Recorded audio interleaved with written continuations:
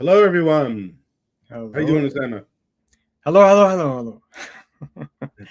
It's hello, hello. Hello, hello. Well, yeah. The Syrian way of saying hello. Uh, let's give a little rundown on what this is. Deconstructing Islam weekly live stream to help people who are struggling with Islam and to help the outside world better understand us. And this is part of a nonprofit uniting the cults. We're trying to rid the world of apostasy laws, and hopefully you can understand why this live stream matters to that. If not, go ahead and ask us. Um, so today we're talking about scientific miracles in the Quran, and we want to address people's questions or the miracles they want us to address. Go ahead and put that in the chat, and we'll talk about them. We won't be taking any call-ins today. Not that we get many people doing that anyway. We got to figure out how to get more of that. By the way, I looked at the way Apostate Ala ad-Din does it. Well, first of all, his program is every one of his live streams is people calling in, so people are already trained for that. Okay, and the way he does it is first come first serve, sort of, because he'll leave a note in the description of the live stream saying, what is it? I'll give you the link in the live stream chat 30 minutes before we start. So, and then I guess that means this area floods with people in the, behind the stage. Right. And Yeah. I guess there'll be an order, and then he'll put them on one at a time. And there's not another person he has that's like managing all that for him. It's just him. So apparently, it's doable. Yeah. It is doable. It's just that I think in terms of having this as a kind of a regular thing, and then expecting that there are people who would be calling on a regular basis, or expecting people in general, it's going to be a mix of the type of topics and the fact that there's already a seed for an audience that's following that particular person and expecting to have something to say about that. So it's a kind of a mix of Another point when we talked recently, which is he one time, he has a channel with a certain type of audience looking for a certain type of content. And one time he decided to make a different piece of content, not related to what he's been talking about, but because he thought it's important. Doesn't matter what it is. And what he thought was happening was his own audience didn't necessarily like that. So they would swipe away, or whatever you want to call it, don't like it, don't watch it. Okay. Which would give that video some bad statistics right in the beginning, at least for your audience, which then YouTube would say, all right, that means the whole audience won't like this, and it doesn't go out. Well, I have that problem with this channel, this YouTube channel. It's initially it was videos to help ex-Muslims, and I knew it was going to do a lot more than that. Obviously, I started a podcast. The topics in the podcast is so not just about ex-Muslim stuff. Although I put it on there because I do think everyone should look into it. You know what I mean? It's not like we're talking about random, like if I like trains or something and we're talking about trains. That's not what's happening here. Right. Even that stuff, I put up stuff even about AI and things. Yeah, that is relevant today. Like, people should know about that kind of thing too. That's pretty broad, because it's going to be affecting everything going into the future. Right. Anyway, so we're going to be talking about some scientific miracles, but first we should talk about how we're going to think about it, just to the mental framework we have as we're looking into it. And I want to say that me and Osama already did a bunch of episodes talking about this, so we're not going to talk a lot about it here. We just want you to know that's the background knowledge of what we're using to analyze these things. So you can go find the previous episodes, like we had a mini series, how to de-indoctrinate yourself. The first episode there was big on this, the first few episodes. Or any episodes where we talk about epistemology, anytime we use that word, or when we talk about how we know what we know. And let me just say real quick, there's kind of like two opposing ones. One epistemology says something like, you have to prove your knowledge with some other knowledge. I'll just use that plain language. And then the other epistemology says, no, there's no proof. It's just refutation. So here's how those two things work now. That first one, you have to prove your knowledge with other knowledge. What you get is something like, well, if we can prove this one fact about a theory, that means the whole theory is true. And that's what they use miracles for. Yeah. And then the opposing side is, and I'm going to use words that I learned from Karl Popper. He said, proof of one feature of a theory does not prove the other features of the theory. Right. The way you have to do it is we're designing tests around the features, and we want to test every one of the features, not just one of them, right? So a theory needs to pass all the tests, not just if it passed a test, that means it's true. You know, that's the point here. All right, so let me put it on the screen now and look at some details. All right. And all I did here is just I Googled scientific miracles in the Quran, and this is the first result. The way I'm seeing it is this is a thing a lot of people would be seeing if they're Googling, although I think young people would be going on TikTok. But this is what we got for now. I'm not going to... There's a lot that can be said about the background and the basis for why this is happening and what kind of timing we're looking at, and why is it at this particular period of time that this appeared. I think I know what you mean. If you go back 500 years, I bet you no one was saying, look at the scientific miracles in the Quran. Nobody was saying that 500 years ago. But the seed for that was already sown back then. Say that real quick before we get into this. Okay, so if you look at the Quran, you will see several places where it makes claims about all the knowledge being there in the Quran already. And so this kind of thing you can see, for example, in the situation where reportedly Omar, the second caliph, when they were trying to go into Alexandria, I mentioned this before, and they found the remnants of the Alexandria library, and they were asking him, what are we to do with that? And he supposedly said that if it coincides with the Quran, then it's needless. We already have that knowledge. If it coincides, if it contradicts the Quran, then obviously we should get rid of it. So get rid of it either way. Oh shit! and so the whole idea then is that in the Quran itself, you already have the seeds for something of this sort, and people would say if it's something that's true, it must be in one way or another in the Quran. And so so they're judging what is true by whether or not it's in the Quran. No, they're saying if it's already if it's established somehow. Not making sure that if it's true, it has to be in the Quran, in the sense that if it's not the Quran, it's not true. They're saying, yes, we agree with what the scientists are saying. What we're saying, though, however, is that the Quran already knew about that. That's the whole twist about this idea of finding miracles in the Quran. That the Quran is already there saying all that stuff. We already have that knowledge. It's just that so they're not saying, let's run some tests and see if.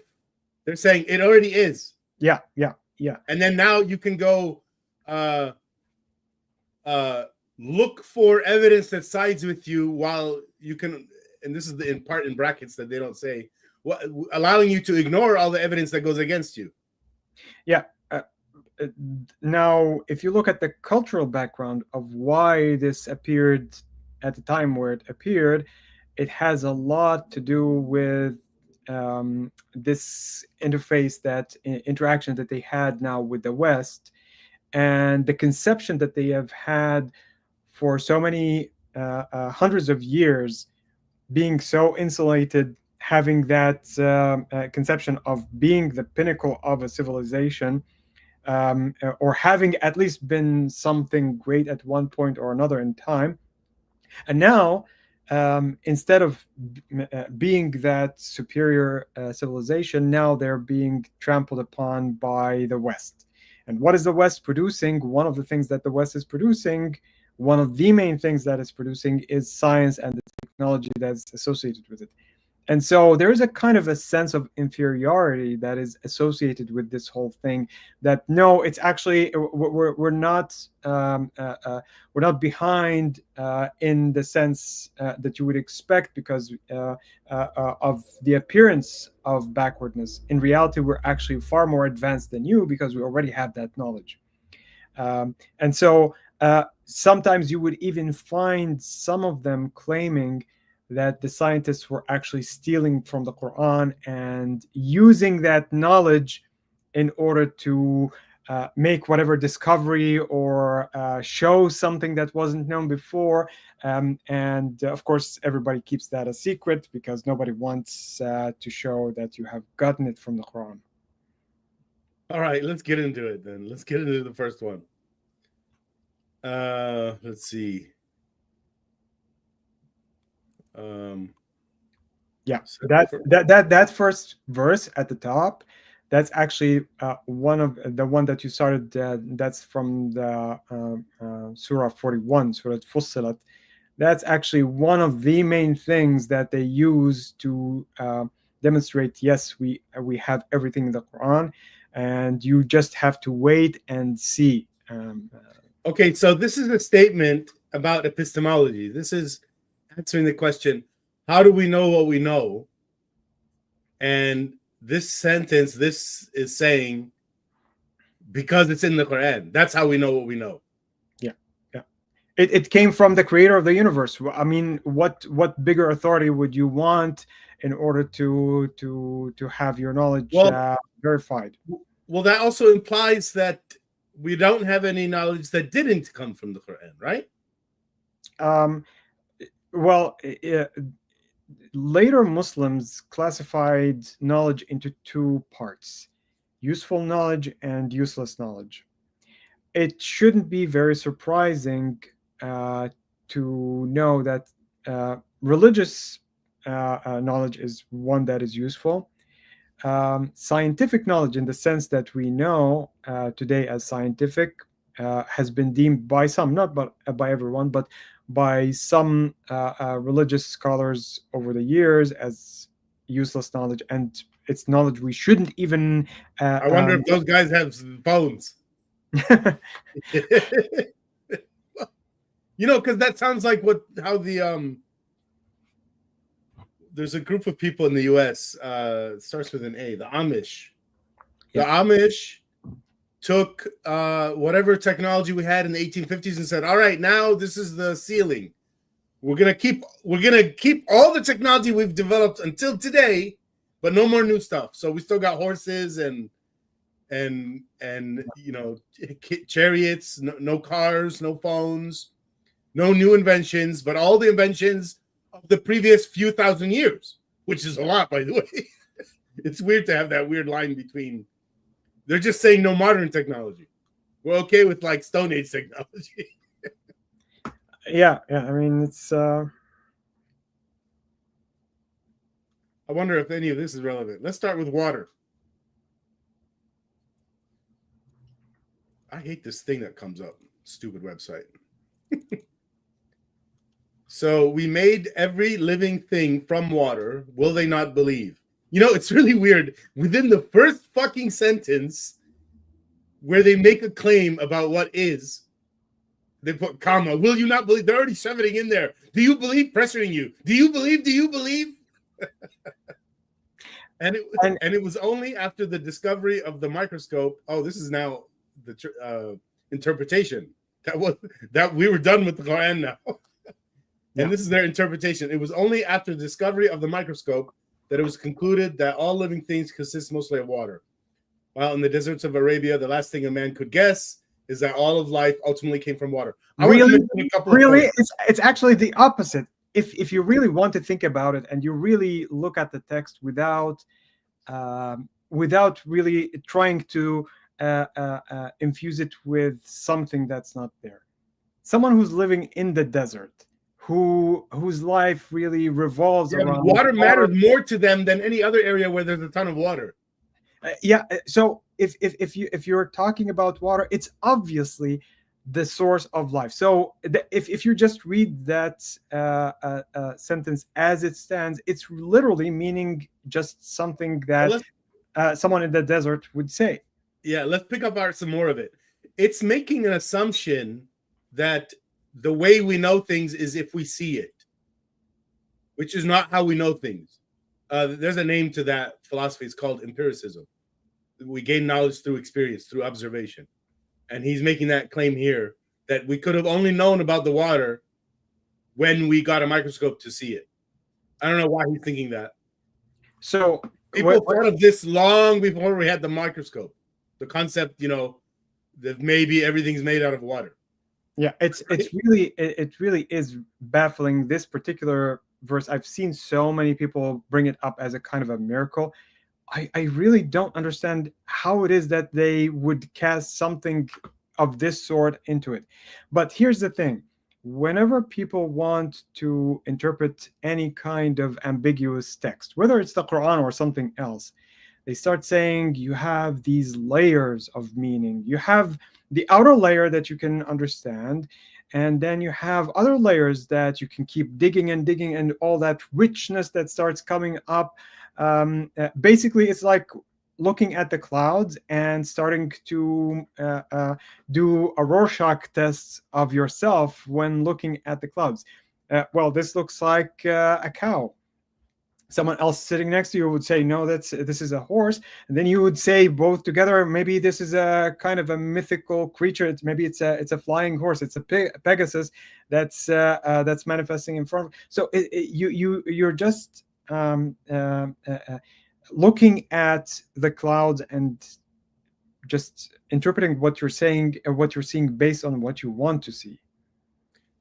And you can tell in here, there's no extra language. He's not arguing. He's not looking into history to say, well, did really anyone know or, think of this beforehand? He's not looking at other writings to say, maybe the Greeks knew it beforehand, something like that. He's not even trying. He's just saying it's impossible because, well, we didn't have the microscope yet. We couldn't see it yet. And it's weird. Part of it is he thinks that science runs by what we see. He thinks science improves theory by theory by, I said it earlier, empiricism. Yeah. Slam dunk. Muslims reinvented the wheel. Yeah, exactly. That's you can the recipe for creating this type of interpretation is take a text from the Quran. It doesn't really matter what it is, because of the fact that you believe that this is a divine text, and because of the fact that this claims about itself that it's going to contain all knowledge, you're going to start casting so many things that are not there based on your own knowledge. And so so they're not even going to check if it comes from somewhere else. Yeah, because it's part of their epistemology. Oh, it definitely comes from the Quran. Yeah, so don't even look. And if you're looking at the additional interpretation, it's talking about microscopic life, for example, things that are not seen by the naked eye.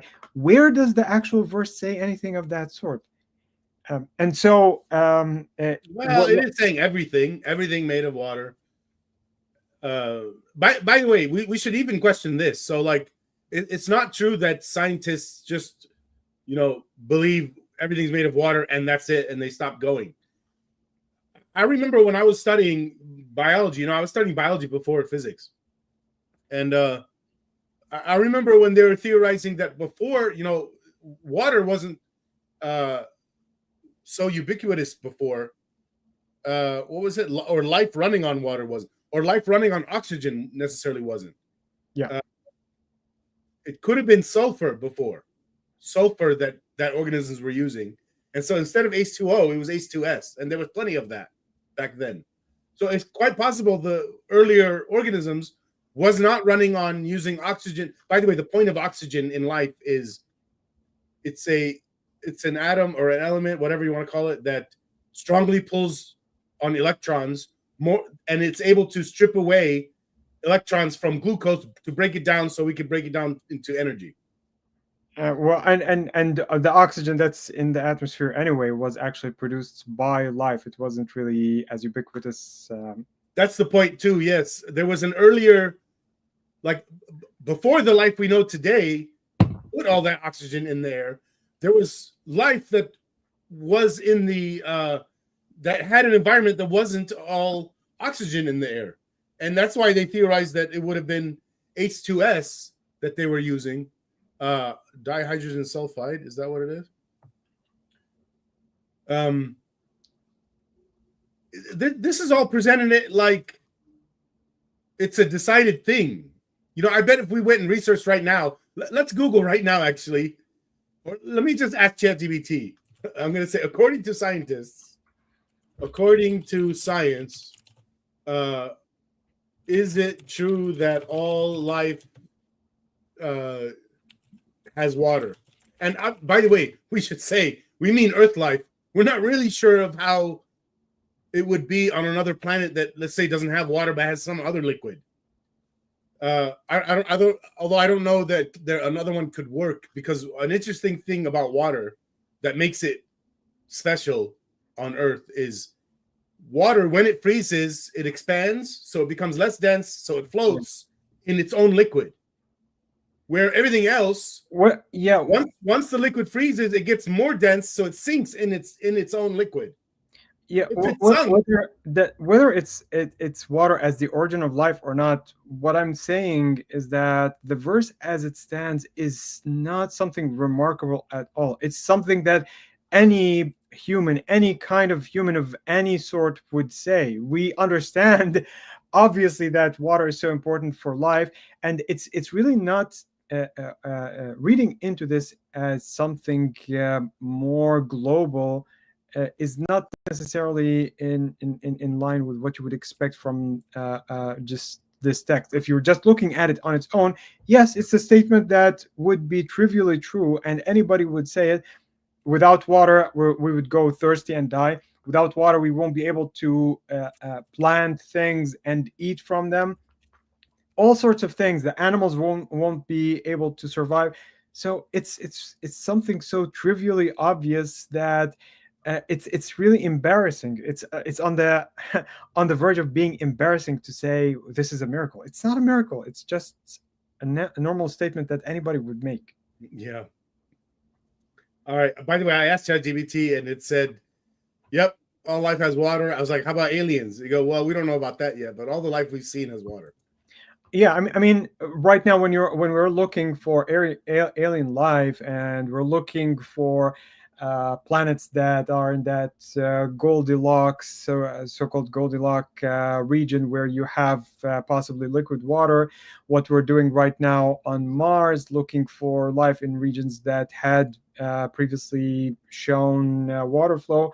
That's Earth biased. Yeah, we would be actually exhibiting a kind of a failure of imagination if we think that what we're seeing right now is all there is in terms of what can be formed in terms of life. But yeah, as far as we know, on Earth without water, we don't see any form of life.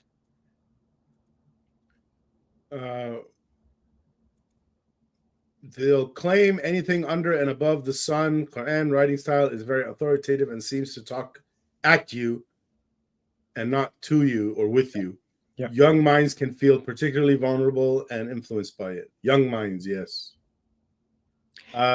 Minds that haven't developed critical thinking. Let's go to the next one. Well, it's not only that. One of the reasons why young minds, especially today, young minds that are actually open to the internet, open to all sorts of things that a generation or two ago you wouldn't be able to get. Those young minds, if they are influenced by figures of authority in their upbringing, in their environment, saying that this kind of nonsense is actually meaningful, or that it actually has some authority, That's where the problem comes in. Well, I would, if somebody's 6 years old fooled by this, I wouldn't blame them too much, because 6-year-olds in America get fooled by Santa Claus. Yeah, but the thing is, when it comes to people giving reverence to this kind of text, people that you respect, that you think are a source of authority, a source of knowledge that you depend on as you're growing up, if you see that, then yeah, you that's the very definition of indoctrination. All right, the next one, universe, the Big Bang Theory. Have those who disbelieved not considered that the heavens and the earth were a joined entity and we separated them? So let's first say that for a long time, no one ever thought this verse was relevant. Then as soon as, what is it, like 100 and how many years ago? Just over 100 years ago? It's almost 100 years now. And it's with Einstein's relativity that they figured out, oh, this implies that the universe isn't static. See, the theory before was the universe was as it is now as it was in the past. Everything that's in orbit was in orbit. Nothing's changing. But no, we find out there was like a starting point. So that's what they call the Big Bang Theory. And then they looked back at this sentence and said, oh, now this is relevant. It was all joined entity, and we separated them. Okay, now let me say something about this particular verse, because this is something that we've discussed. Well, let's finish his interpretation. Okay. Right. Yeah, let's say that. In 1929, American astronomer Edwin Hubble proposed the Hubble's law, according to which all entities in space are moving away from the Earth at the speed. You notice he's focusing again on a telescope, like the microscope. Like, we didn't believe this until we saw it. He's using that same way that he thinks science works. Anyway, and then soon after we discovered galaxies moving away. Okay. Again, he's not talking about the theories, only some like evidence from a microscope. So go ahead. And the thing is, are we able to see any of that in this? The answer is absolutely no.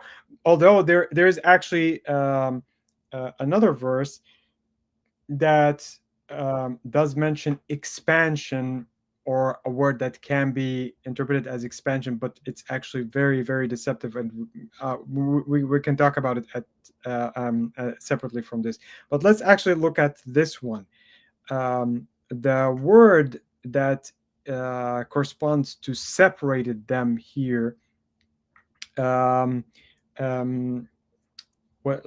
it's actually talking about a word that is usually used to describe the ripping of fabric.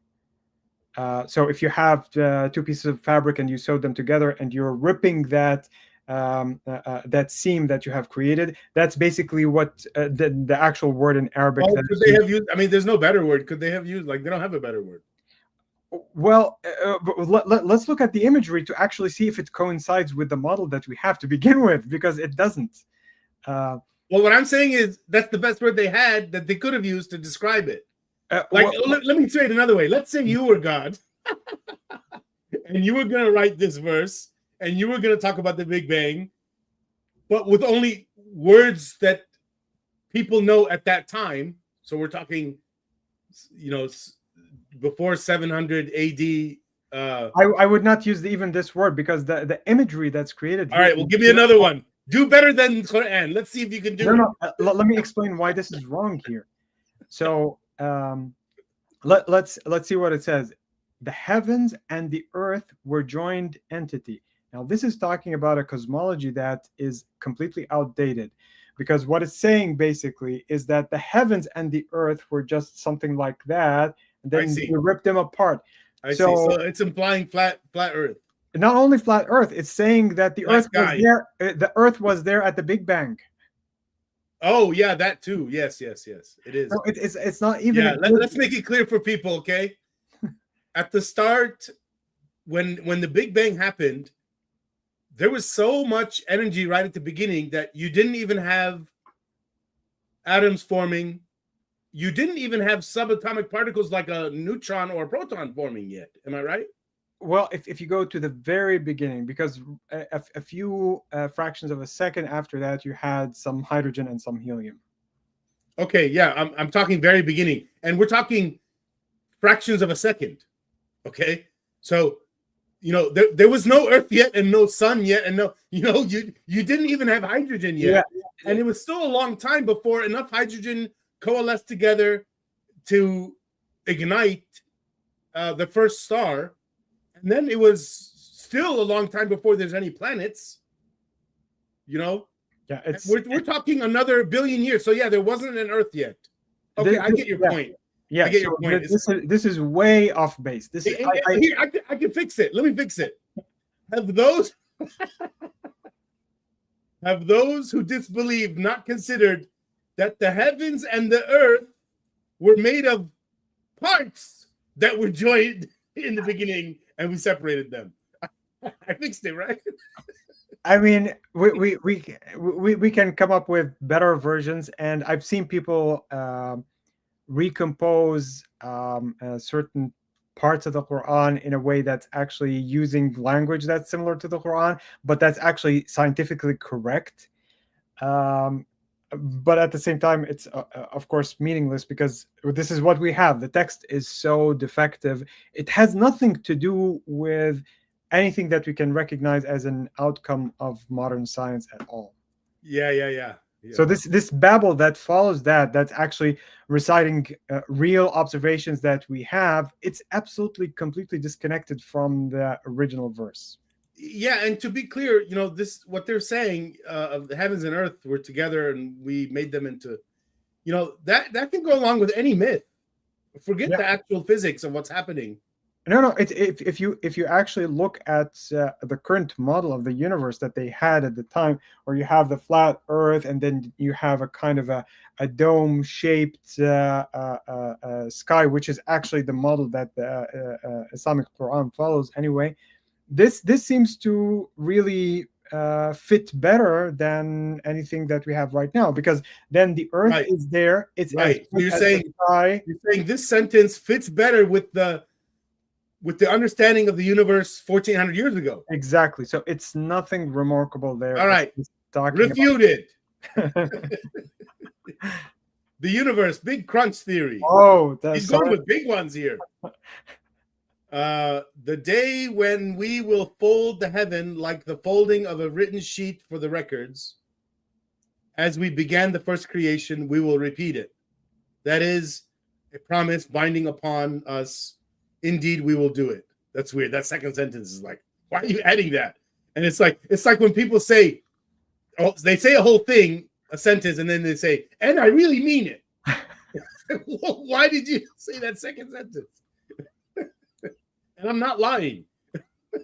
Notice that this is actually within the same type of framework as the previous one. A plane. Yeah, so it's talking about two sheets that have been folded. This has nothing to do with the Big Crunch theory, with the Big Bang theory, because in that case, we're not talking about an actual extended sheet. We're talking about the entire space-time going into a single singularity, into a single point. And it's not filming. I don't know that much about physics compared to Osama, so I'm going to ask you. It's not decided, right? From what I understand, from what I've heard people talking about physics, it's not decided whether we're going to have a big crunch or the opposite, an ever expansion until we just go so far apart, nothing's close to each other, and it keeps going. We don't know that. So we don't know how much mass is in the universe. Yeah, we don't know if there's enough mass to bring us back together or to let us keep going. Well, mass energy, because right now it's mainly the dark energy, supposedly, that's controlling the expansion. And as far as we know, it seems that the expansion is actually accelerating. So while the Big Crunch theory is still something that's being considered, the point is, in the scientific community, they don't see this as a settled issue. No, it's not that. Right now, it's not the salient theory as it used to be, say, 20 years ago. Maybe no, not 20 years. I would say probably 30 years Well, ago. this is going on 20 years old knowledge. Yeah. So there are so many different theories because, of course, we have only partial knowledge of what's going on, and so you propose models, but right now this is not the dominant model that we have. All right, so this is not even agreeing with our science. Yeah. In order to classify it as science, as established science, we have to actually have some kind of a consensus, some kind of an ability to rule out certain models. And right now, this is not something that qualifies as such. Oh, that's interesting. He admitted the Big Crunch is one of the scenarios predicted by scientists in which the universe may end, meaning there's another scenario, and we don't know which yet. The point is, we don't really know. It's not. And it like, seems that God himself doesn't really know if he just put out a model that is not entirely sure. Well, I don't know. The way they would see it is, I think what they would say is, well, science is still moving, so what are you worried about? Well, it's always true. Science keeps changing. Remember last time I told you about how they have this conception that you say that thinking comes from the brain, but the Quran says that it happens in the heart, which is actually a very common conception from that period of time. They say that you will wait and see that science is going to verify the Quran, and yes, the thinking happens in the heart. So they might implicitly be saying something here that's along the same line. They're doing this thing. They're contradicting themselves. And on the one side, they're saying, "Oh, look at all that science you guys figured out. We already had it in the Quran." And on the other side, they're saying, "Oh, you got something that disagrees with us? Oh, yeah, that you guys are wrong. You guys are still moving ahead." Yeah. You can't have both. Next one, embryology. We created man from an extract of clay. Then we made him as a drop in a place of settlement, firmly fixed. Then we made the drop into an alaka. Then we made the alaka into a, say that? Mudgha. And I notice he's including his, I guess, interpretations right inside of the text, unlike before. So the alaka is a leech, suspended thing, and a blood clot. And he's saying the mudgha is chewed substance. All right, what do you say about this? I mean, first of all, the picture that you get from this is based on common knowledge that seems to have originated originally. His name is, I think in English they call him Galen. So it's a Greek guy, Galenos. And so there was a kind of a picture that was formed in a kind of a primitive way about what kind of stages you have for embryos, and it's not wrong. It's not correct as far as we know. And in fact, what happens in the Quran is that there's a complementary verse that talks about something that's completely wrong, which is that the embryo actually, according to the Quran, starts as a skeleton rather than an actual piece of meat that eventually has the skeleton develop. So the stages are wrong. And yet they claim that someone like this person, Keith Moore, who, if I'm not mistaken, he turned into a Muslim and started to become a propaganda guy for these things. So it's really talking about wrong things that have been verified and explained. Well, even if they were right, what the fuck is this? This is a bunch of vague shit. The only words here that are anything is alaka and mudgha. What the hell are those? What do they think they're saying? And you look at it. We're talking about a leech as a completely different That's a different being. animal. Yeah, a completely different animal. Yeah. And what the fuck is a chewed substance? What the fuck is that? Probably this is what you would see when a woman aborts the fetus. It looks like some kind of debris of whatever it is that represented the embryo, and so it looks like a chewed substance. I don't know. Which is just what it looks. It's just a description of what it looks like. It's not a description of what it is. Yeah, absolutely. I'm speechless. This is so retarded. I mean, if you really want to look at wrong things, I don't know if the list that you're showing is going to be talking about the region where where the semen comes from and what happens when insemination takes place. The water of the man is above the water of the woman, then you get a female, or the other way around. So it's nonsense of that Meaning sort. it didn't explain anything about the chromosomes? Yeah, it's just talking about again another type of folkloric myth that was prevalent in the region at the time. All right, let's go to the next one. The sky's protection. Ooh. Let's see, how far does this go? This ends right here. And we made, man, I hate this thing. And we made the sky a protected ceiling, but they, from its signs, are turning away. There's that propaganda shit in there too. So the only relevant part is, and we made a sky, and we made the sky a protected ceiling. That's it? Oh my God. And notice that that's a miracle. It's even wrong, because the sky is not a thing. It's not a ceiling. There's no such thing as a sky. Right now, the thing that represents the sky, which is the space itself, is part of the earth. It's around the earth. It's not a ceiling. It's a ceiling only in the model that they had with that kind of dome-shaped thing that's covering the yeah, it's not a ceiling. Yes, shit can get through. So it's just empty space with a small layer of air above the earth. So it's I mean, it's just repeating the same kind of thing that was prevailing at the time of the writing of the Quran. It's really it's really hard to see. Look at the number that they have here, minus 270.5. Let's say this too. I thought they were gonna say a little bit about the things that protect Earth from the radiation from the sun. Yeah, okay, one of them is the atmosphere, but a bigger one is the magnetic field, which is generated because of the liquid iron core of the Earth spinning, which isn't the sky. It's not the sky.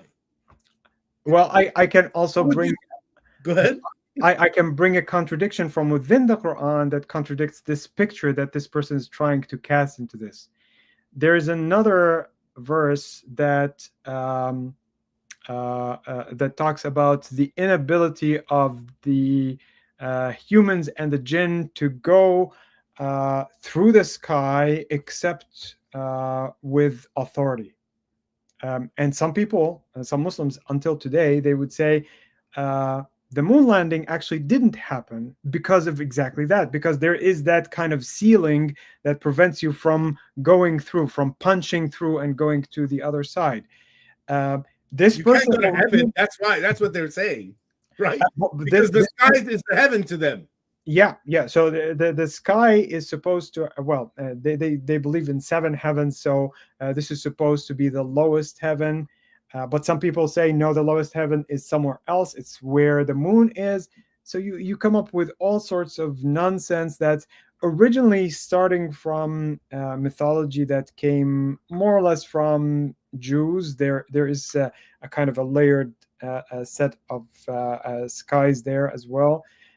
But it's like they're presenting something, but the Quran itself has other places where you can find contradictions. Hey, I think I just found a new miracle. Seriously. So in the Quran, they talk about 7 layers of the sky or whatever, right? Yeah. Well, in physics class, we learned about multiple layers of the atmosphere. Mm-hmm. How many layers? That's actually Is it exactly 7? It'd be really cool if it was 7. well, that's actually one of the interpretations that some of them have produced, that those. So I didn't invent it. Damn. No, so you can easily see how it's really Yes. easy to come up with all sorts of interpretations You based just slap on. these 2 things together and you'll be good. Yeah, That's yeah. all they're doing. Okay, let's move on. Iron within meteorites. We sent down iron with its great inherent strength and its many benefits for humankind. Okay, so let's say some physics real quick. So most of the universe is hydrogen. If you pick randomly any spot in the universe that is like the size of a planet or a star, any spot in the universe, you're gonna get either almost nothing or a bunch of hydrogen. Yeah. There's only a few spots that you have more than that. And it's inside of stars, and it's also planets, and planets were like okay, well, let's backtrack a little bit. Stars are where you get anything other than hydrogen. Anything other than hydrogen was born in a star. Hydrogen or helium. You have some helium that exists. Is there a little bit of helium too? Helium did exist with some percentage from the Big Bang. Yeah. I'd like to talk to you one day about why that one was in there, but we'd be looking at the periodic table, I'm sure. But I'm that's not great. A chemist by any means. I'm just saying. Oh, so what's the difference? In this level, it's the same, right? You know, it's really weird. By the way, change of subject. It's really weird, the fuzzy lines between the 2 fields, or many other 2 fields. Like there's a fuzzy line between chemistry and biology too. You know. Yeah. So iron is one of the elements that can only be made during a very rare event. You know, it's not being generated during the life of the star, but it does get generated when it explodes. Or I'm probably using the wrong words. Maybe you can fix it. But when a supernova happens, and not all stars go through that, but there's enough, or there's even more pressure? There's even more gravity, I guess, happening in that moment. I don't know what. So certain types of iron is basically the place where certain nuclear reactions stop inside stars. That one and nickel, right? Yeah, this and nickel. But yeah, in order to actually produce something like iron, you have to have a certain mass of a star and a certain amount of temperature that is not going to be obtained by all stars. So, for example, our sun would not be able to typically produce something like iron. You have to have a significantly higher. So here's the point. Only some stars produce and then belch out and throw up the iron into space. Yeah. And some of it ended up making Earth. So all the elements that we have that are considered metallic, which is basically anything that's heavier than lithium, is going to be produced in this kind of way. And that's why when we say there's a famous description that I don't know if it was Carl Sagan who actually coined it or just used it, that we are stardust, in the sense that we are the remnants of we're made up of remnants of those explosions. But yeah, so according to that, if we're looking at the description that's over here, the person seems to be claiming that the Earth doesn't have iron and that this came from meteors or meteorites, and this is complete nonsense. Yeah, that doesn't make sense. Iron had to be there from or let me say it this way, not had to be, could have been there from the first formation of the earth. It didn't have to be coming from No, it meteors. is. Yeah. So what happens is that unlike gas giants, like for example Saturn or why am I blanking out now? The other planets. Yeah, the other big planet, Jupiter, Saturn or Jupiter, they're really big giants because of the fact that they have a lot of mass, but also because they're far from the sun. Being close enough to the sun, basically, there's a lot of solar The wind. elements were orbiting closer to the sun, right? Yeah. So those are the ones that produced the nearby planets. Yeah, and so we end up with Mercury, Venus, the Earth, Mars. They're all rocky planets. Rocky planets, and not in the sense that rock as such. You also have a lot of other elements, including iron and nickel. So the core, the really heavy ones, is the point. Yeah. Yeah. Well, these are not coming from meteorites showering from outside. This is actually something that was there from the original formation of this star. Exactly. Yeah. So and in addition, we're getting meteorites. Exactly, that's the point. And so some people realize this, and I've seen this particular claim made. Well, the iron was actually the results of explosion of a star, and that's the sense in which it came from the sky. Well, we actually formed from there. There was no sky before that. We are the result of putting all this stuff together. It's not that you had the same words about humans then. Yeah. By using that twisting of logic, we can say humans were sent down from the sky because I have iron in me. Yeah. And not only iron, I mean, all the elements that you have eventually were baked inside a star. Except hydrogen and helium, or some of the helium. Yes, some of this is something that was formed during the Big Bang itself, or in the aftermath of shortly after it. Seconds or whatever. Okay, the meeting of the seas. I didn't expect to see this one here, but yeah, okay. He released the two seas meeting. Between them is a barrier. Neither of them transgresses. So go ahead and talk to people about what they're talking about, first of all, the science. Okay. So suppose that you have two bodies of water. One of them with, let's say it's coming from the inland of a certain region that has sediments and so on. So it's not very salty, not like the ocean. Yeah, something that has a kind of a different composition, and then it meets with a different body of water, let's say something that's fresh or something that has a different salinity or some kind of a different composition. When they meet, there's going to be an equilibrium region that appears to form a kind of a barrier where you don't, it appears like there's something that's separating them when in fact they're not really separating. Underneath, they're mixing there. At the division line, there's salt and stuff that's on the salty side moving to this side, but you just can't see very much, and there's so much water traveling. You know what I mean? Like it's not fast enough. The equilibrium spreading. How do I say that?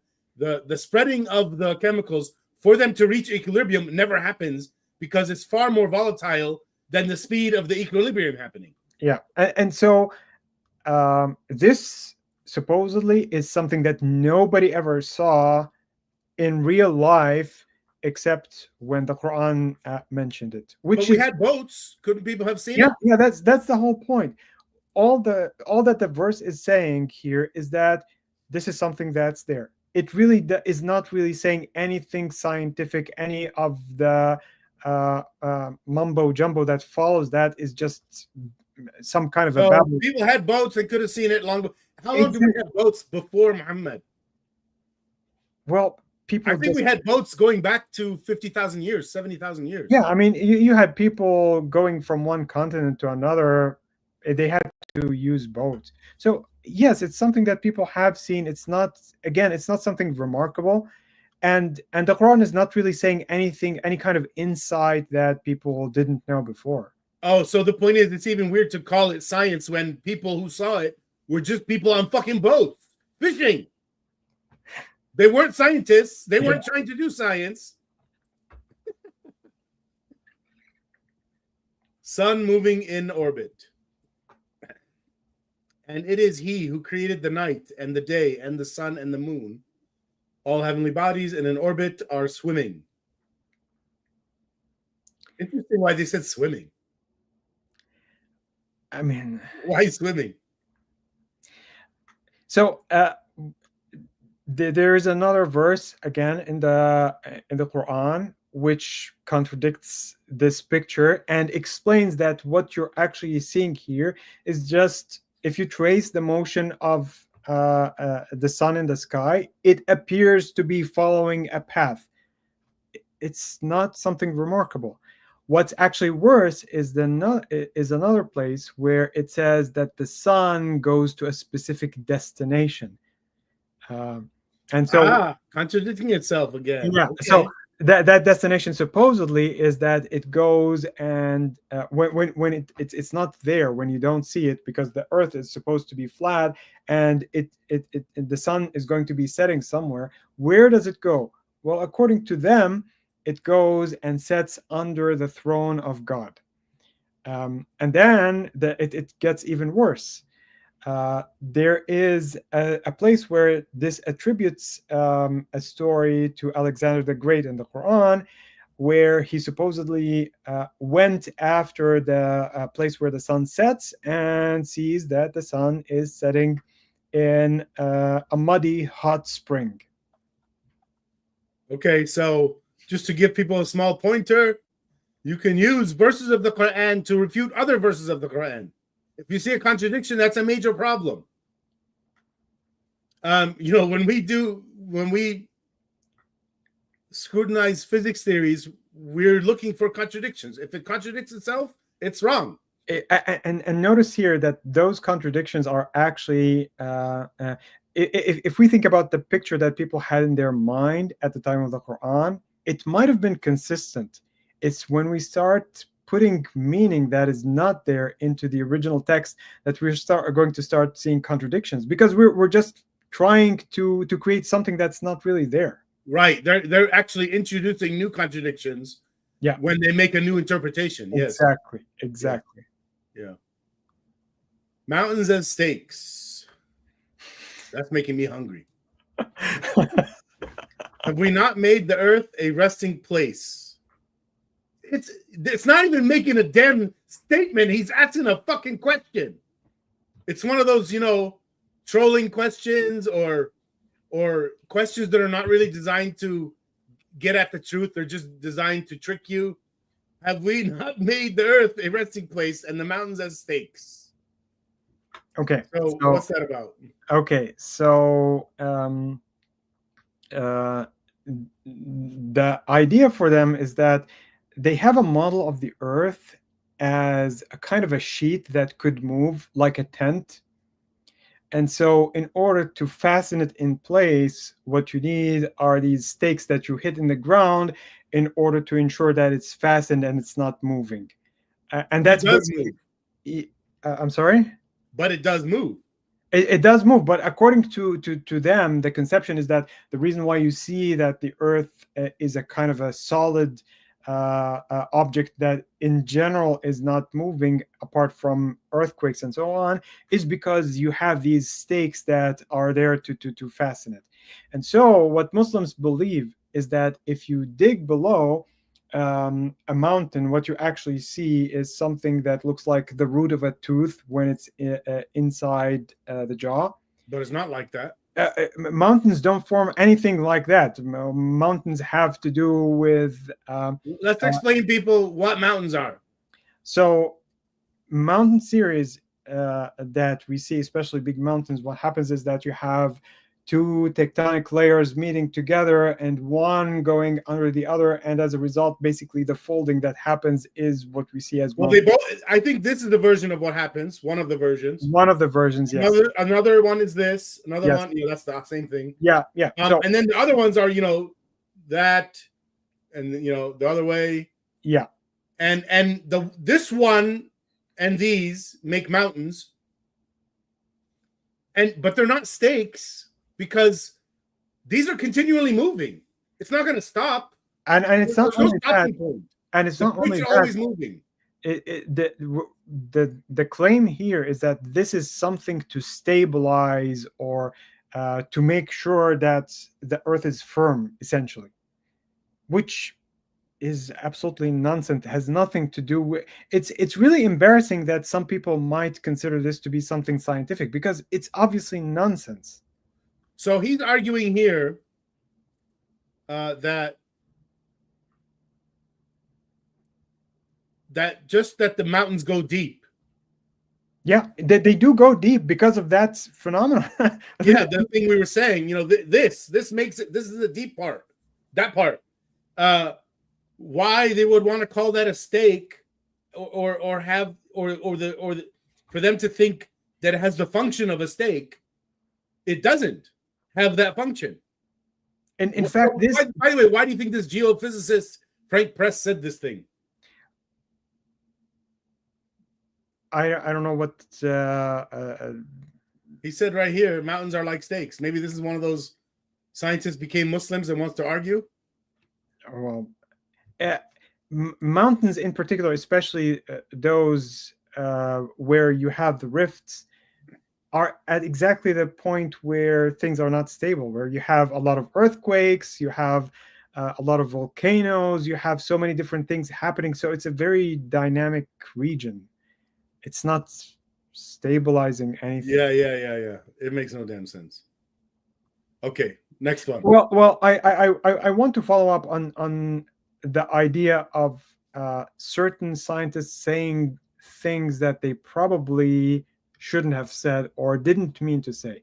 So before we started, I mentioned some deception that was taking place. And one of the people who created a really big campaign of deception, his name is Zindani. I forgot his first name. He actually died last year.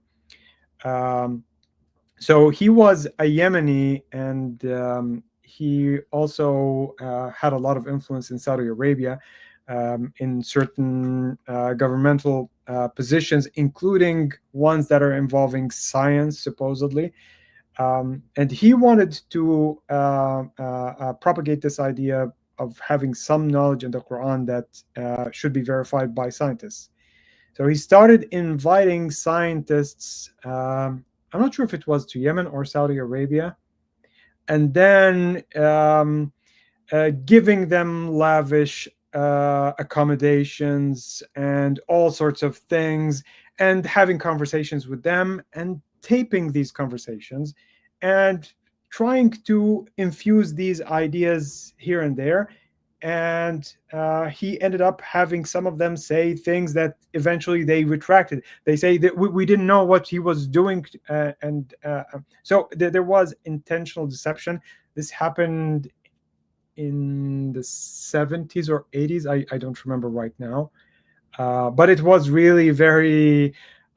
it became so popularized that, oh, look, the scientists, the Western scientists, are verifying what we have in the Quran.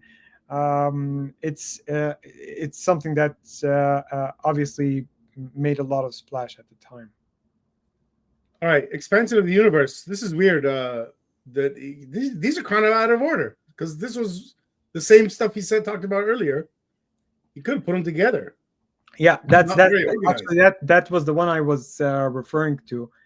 The word expand here is shares the same root and meaning to some extent as someone who is generous. So what if you actually look at this in context, you will see that instead of we are its expander, rather we are those who generously made it spacious, basically. Okay. So it's again, it's something that they take out of context, and then they start looking at what is the science saying. Let's see if there's something that fits, like throwing anything at the wall and seeing what sticks. You know what? I would like to know, go back 150 years, what were the Muslims saying? Were they saying the universe is static, like everyone else was? Yeah, that's the They point. were. That's Then we should ask them. I mean, they're not around anymore, but we can ask the new people. That's exactly. Did you know your predecessors said the universe was static? This is exactly the point that many people now bring up as a kind of objection to this. If you had that knowledge before, how come you didn't come forward and say to everybody, well, this is how things are? Nobody has ever, from the Muslim world, proposed anything of the sort.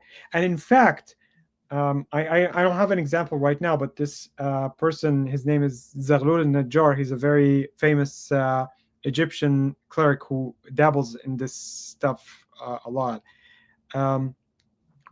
Very often he would say something, and then if you point out that there is something wrong scientifically about it, he changes the ideas that he used in order to interpret the Quranic text, in order to be in accordance with that change that you have, so that it's basically a moving post all the time, so that they're actually able to accommodate anything that you throw at them, because the Quranic text is a very ambiguous text. It's very, very hard to pinpoint what it's really saying. Well, no. It's impossible. When something is vague, it's literally impossible to, like when somebody says something vague, it's impossible to know what they meant. You'd have to have other contextual clues to figure it out. Yeah. And that's just the nature of talking. You know, I have an idea. When I say it, I'm translating to English. That's a lossy translation. There's error there.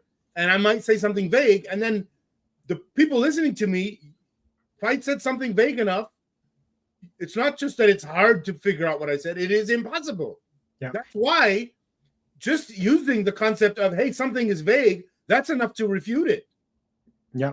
This is why we try to avoid vagueness in science. Well, the problem with the Quran in particular, if you compare it to many of the books in the Bible, first of all, it lacks so much detail. Partly, I think, on purpose. It lacks details. It's vague, also probably on purpose. But on top of that, it's a kind of a patchwork of different, what seems to be different texts written maybe at different times by different people, from different perspectives. You put them together and you end up with this really hard to read text, hard to interpret or even understand. And I'm not talking about this in English. I'm talking about this also in Arabic. If you look at the Arabic literature for the exegesis of the Quran, people who were trying to understand the Quran, and we're not talking about something recent, we're talking about people who really lived just 100 years after that, and they don't understand what it's actually saying. Let's go to the next one. Pain receptors. We shall send those who reject our revelations to the hellfire. Oh, starting with a threat here. I don't even know why he included that. He could have started the quote right here, right? Why did he do that? Well, let's read on, because I don't mean Allah. I mean this guy. Like he could have just cut that out. All right. When their skins have been burned away. Okay, now I see the relevance. We shall replace them with new ones so that they may continue to feel the pain. God is Almighty, All-Wise. What is how is this? Well, I can tell you what this is. This seems to have been written by someone who has been torturing people, actual people in real life, because eventually that's what happens. You have skin receptors that represent pain. You go and get burned or burn an actual person, and then you start seeing that after a while they don't actually experience pain. Well, what a revelation. You've done an experiment on a human being, you tortured them, and then you discovered that after the skin goes away, what actually gets experienced after that is a kind of, I don't know, they usually describe it as a kind of a sensation of pressure or something of that sort, but it's not pain as such. Is that pain receptor cells are dead? Yeah, this is not a revelation. This is something that shows that this person has knowledge or has been or knows something about torture. So yeah, you could arrive at this knowledge just from torture. Yeah, torture, or just having someone just Why getting. didn't this motherfucker think of that? I'm asking you, Osama. I'm asking you to propose a theory. Why did this guy not think of that? Well, because once Well, you can I answer then? If you're not willing to answer, okay, go ahead. He's not even looking for anything that might contradict him. He is Yeah. only looking for things that would agree with him. Yeah. That is the easiest way to not find out you're wrong. Is don't even look. Yeah, a total lack of objectivity. Yeah. Internal waves in the oceans. Ooh. Okay. Or they are like darknesses within an unfathomable sea, which is covered by waves, upon which are waves, over which are clouds, darknesses, some of them upon others. When one puts out his hand therein, he can hardly see it, and he to whom Allah has not granted light, for him there is no light. What the No, notice is he trying to say there's waves deep in the ocean? Yeah, but notice that at the end of the verse, it shows that it's not talking about the inside of the ocean. It's talking about the outside. Are you going to put your hand out and not see it inside the ocean when you've actually drowned? Yeah, I see what you mean. Your hand cannot reach very deep. Your hand can only experience the top layers of waves. Yeah, I mean it's really it feels the only word I that comes to mind is that this is embarrassing.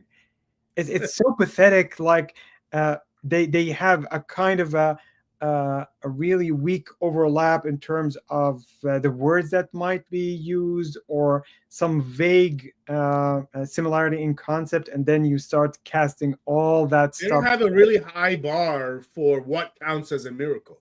Yeah, is what I'm seeing. And well, I've said this before, there's actually no standards at all. Yeah. They don't have them at all. Go ahead. Notice that whenever the word miracle is usually invoked, if you want to think about a miracle, let's say that you're in front of a magician and you don't understand how the magician is doing his tricks, and he does a trick.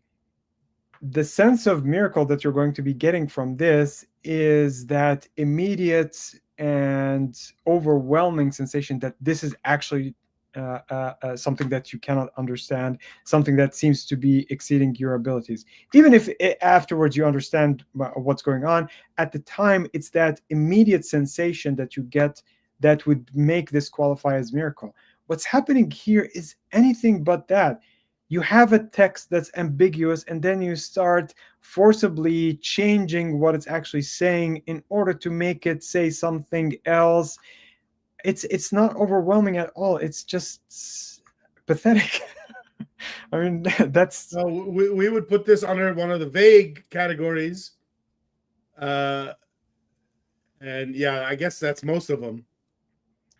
That's how we refute most of them, is the vagueness. Yeah, notice the words in the interpretation that this person is throwing in: oceanographers. Like if you put some fancy words in the interpretation, or like in a previous one, they put some temperature and they put 3 significant digits after the decimal point. Like it's something that's verifying what's really there. That's funny. Yeah. It's so ridiculous. Write down more significant digits so it looks like you have more precision. Yeah. Yeah. All right. We don't have too much time left. I gotta leave in like 5 minutes. Sure. Frontal lobe. Where is it? Right here. No, indeed, if he does not stop, we will seize him by the forehead, his lying, sinful forehead. Oh, apparently it's not in the heart. It's saying it's in the head. Well, you again, you have that other contradiction where it says that you feel and you understand through the heart. So yeah, okay, let's point out the obvious point here. They're not looking to see if any of these statements, which he's interpreting in a way that agrees with science, whether it disagrees with something else in the Quran, saying something that contradicts it. He's not even, and I'm guessing he knows about it. Yeah. Why didn't he write it? It's not. It's in his mind, right? Yeah. I noticed that it's really not describing that lying happens at the frontal lobe. It's actually describing grabbing someone from his forehead and just dragging him. That's basically what it is. And then doing that because this person is lying. So the connection between the head and the actual lying. Right. It could have been just that's how they drag people by their hair. It's a kind of a tenuous connection between the two. It's another one that dies by vagueness. Right? All right. I don't know. Okay, let's just go on. Let's do one more. Oh, that was it. We did all of them. Oh, that was a good hour. There is plenty more, and not only that, they also have linguistic miracles. They have miracles in the hadith. They have all sorts of miracles that's, I don't know. I can never get back to the same one I had. That was it. I got to remember that's position 2.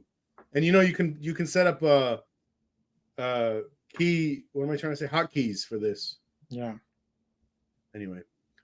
All right, we're going to go ahead and end here. Thanks everyone for joining. Let's do some. If you want to call in, there's a link in the description. Questions or criticisms or comments, please comment. And if you give us praise or if you give us criticism, I'll try to talk about it in the next episode under the section called housekeeping. We have no housekeeping today. And join us for the first anniversary live stream event of Uniting the Cults, June 14th, 10 a.m. Central Standard Time. What is it? 10 a.m. Central Time. We'll have with us Maryam Namazi, Wissam Sharafuddin, Apostasy Aladdin, and I got to update this. Also, Zara K. Mm-hmm. Very nice group. Okay. I got to figure out how to pronounce her name. I want to say it right. By the way, Maryam Namazi, that's like I can say it the Arabic way, right? Maryam? Yeah. Namazi. Even though she's Iranian, but it's the same. They talk the same way, same all sounds and shit. More or less. Not. Oh, it's a little bit different. A lot different. Really, but not for these letters, not for her particular name, I guess. Yeah. I mean, when you're writing her name, the actual spelling is exactly the same, except that they don't have the dots for the. I meant pronunciation. No, yeah, in terms of pronunciation, it's the same for her name at least. How about the rest of the language? It's a completely different language. I know it's a different language, but they have a lot of Islamness, so that's why I'm wondering. Yeah, there's common vocabulary. There's a lot of loan words. So if you look at I just mean legend, like the sounds we make. Yeah, sort of. Like, do they have a P or a V? Yeah. They do? Yeah. Okay, Arabs don't have that. All right, so they're better than us. Okay, that's it then. Let's go ahead and end it here. Bye, everyone. Okay, bye.